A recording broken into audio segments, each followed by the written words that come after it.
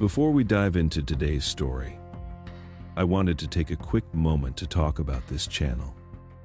We're a community dedicated to respectfully remembering the victims and uncovering the facts behind true crime cases and unsolved disappearances. If you value this approach and want to support respectful storytelling, becoming a subscriber is the best way to never miss an update. If you find our work meaningful, leaving a like helps immensely in bringing these important stories to a wider audience. In the comments, we encourage you to share messages of remembrance for the victims or thoughts on why it is important to keep these cases alive. Let's keep the discussion respectful and focused on the facts. Your support is what allows me to continue this work with the care and dedication it deserves. Now, let's get into the case. In the early hours of the 13th of November, 2022, a quiet off-campus residence at 1122 King Road in Moscow, Idaho, became the epicenter of one of the most shocking crimes in recent American history. The house, a 3-story rental property, was home to 6 University of Idaho students: Kaylee Goncalves, 21, Madison Mogen, 21, Xana Kernodle, 20, Ethan Chapin, 20, Bethany Funkin, 22, who survived, and Dylan Mortensen, 20, who also survived. The home was known as a typical student dwelling, often hosting gatherings. That weekend, Kaylee and Madison had been out downtown Moscow celebrating Kaylee's recent graduation and her new job. Xana and Ethan had attended a party at the nearby Sigma Chi fraternity house. In the early morning, all returned home. The horror was discovered nearly 8 hours later. Around noon on the 13th of November, calls were made to 911 from inside the house using a surviving roommate's phone, reporting an unconscious person. When police and emergency medical services arrived, they discovered a scene of unimaginable violence. 4 of the housemates, Kaylee Goncalves, Madison Mogen, Xana Kernodle, and Ethan Chapin, had been brutally murdered in their beds. All were victims of multiple stab wounds from a large, fixed-blade knife. The 2 other roommates on the first floor, Bethany and Dylan, had been home at the time but were unharmed. Initial reports from law enforcement were cautious, stating there was no ongoing threat to the community, a declaration that would soon be walked back as the sheer brutality of the crime became apparent.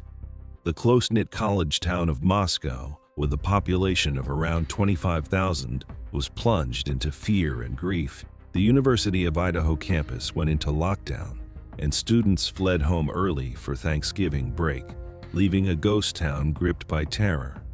The Moscow Police Department, MPD, immediately overwhelmed, called in the Idaho State Police and the FBI for what would become a massive multi-agency investigation. In the days following the discovery, the Moscow Police Department faced immense public pressure to provide answers and assure a terrified community.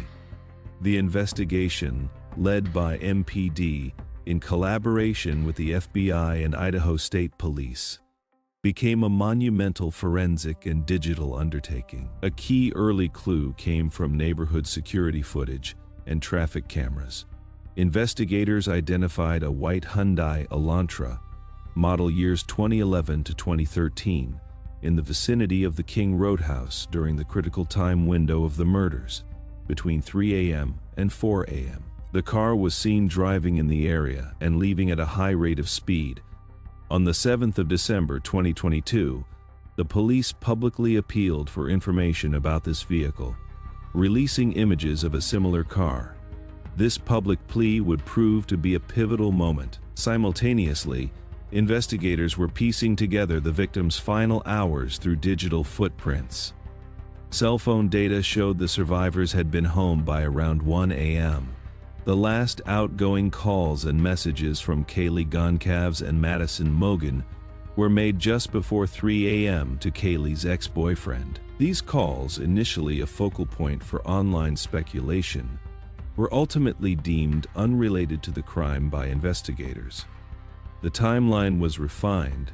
The attacks likely occurred between 4 a.m. and 4:25 a.m. Autopsy reports confirmed all 4 victims died from multiple stab wounds from a large, military-style knife. The brutality and speed of the attack suggested a single, determined assailant. As forensic teams processed the massive crime scene, a major break came not from Moscow, but from across the country. Law enforcement in Pennsylvania, acting on a tip from their Idaho counterparts, located a white Hyundai Elantra matching the description. The car was registered to a 28-year-old PhD student in criminology at Washington State University, Wusu, just a 15-minute drive from Moscow. Bryan Christopher Kohberger. The identification of Bryan Kohberger as the registered owner of the suspect vehicle triggered an intense, covert investigation into his background and movements. On the 13th of December, 2022, agents surreptitiously collected DNA evidence from trash at the Kohberger family home in Pennsylvania. This DNA was compared to a critical piece of evidence recovered from the King Road crime scene, a single-source male DNA profile found on the snap of the leather knife sheath, which had been discovered lying on a bed next to 2 of the victims. According to the FBI, the DNA from the trash and the DNA on the sheath were a statistical match, pointing to Kohberger as the source. This forensic breakthrough was combined with a damning digital trail. Investigators obtained Kohberger's cell phone records.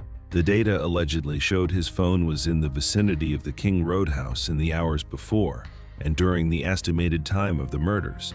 Crucially, the records then indicated his phone traveled south from Moscow towards Pullman, Washington, where he lived in the immediate aftermath. Furthermore, the records suggested his phone was turned off or in airplane mode during the core window of the attacks, a move prosecutors would later argue was deliberate to avoid tracking. The affidavit also detailed that Kohberger's phone had pinged off towers near the victim's residence on at least a dozen occasions in the months leading up to the murders, suggesting possible pre-surveillance. With this evidence, the car, the DNA, and the cell phone data, investigators secured an arrest warrant. On the 30th of December 2022, in a dramatic pre-dawn raid at his parents' home in Chestnut Hill Township, Pennsylvania, Bryan Kohberger was taken into custody without incident by the Pennsylvania State Police and the FBI. He was held as a fugitive from justice on charges of 4 counts of first-degree murder and 1 count of felony burglary, awaiting extradition to Idaho. Bryan Kohberger waived his extradition rights and was transported to Idaho, where he was formally charged and entered a plea of not guilty to all counts in May 2023. The prosecution, led by Leda County Prosecutor Bill Thompson, and with the support of the Idaho Attorney General's office, signaled its intent to seek the death penalty. The case entered the complex discovery phase, where the state began turning over a mountain of evidence to Kohberger's defense team, led by prominent public defender Ann Taylor. This evidence included thousands of pages of documents, terabytes of digital data, forensic reports on the DNA evidence, and the full contents of the FBI's extensive investigation. The defense strategy began to take shape through a series of aggressive pre-trial motions. They filed an alibi notice stating Kohberger was out driving alone, as he often did late at night and early in the morning, and was nowhere near the King Road house at the time of the murders. Their primary attack, however, focused on challenging the integrity of the evidence. They filed motions to compel the state to reveal more about the genetic genealogy techniques that may have been used to initially focus on Kohberger, arguing it could violate Fourth Amendment protections. They also moved to suppress the DNA evidence from the knife sheath, questioning the collection methods from the Pennsylvania trash. Another critical motion sought to dismiss the indictment or change venue, arguing that intense prejudicial media coverage had made it impossible for Kohberger to receive a fair trial in Leda County. The prosecution countered these moves at every turn, defending their methods and the strength of their case, which they described as a triad of evidence linking Kohberger to the crime: the car, the cell phone, and the DNA. The pre-trial proceedings revealed a case built almost entirely on circumstantial and forensic evidence. No murder weapon was ever found. No eyewitness placed Kohberger inside the house. The case hinged on the compelling convergence of digital and biological data.